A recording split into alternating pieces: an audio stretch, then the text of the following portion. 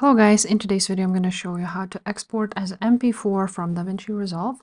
So once you're done editing your video, you want to go ahead to this rocket thing, which is export deliver button.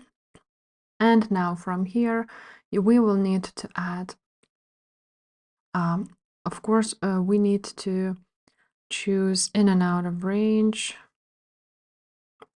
So let's just select it like so.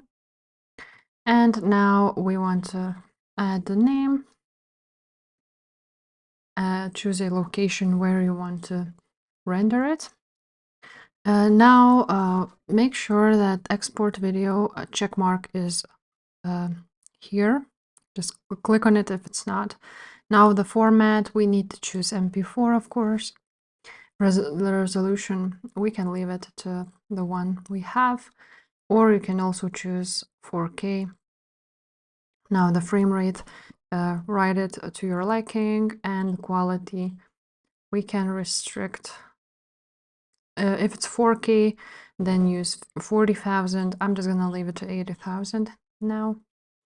And that's basically it. Now we want to click add to render queue. And as you can see, it's now being rendered.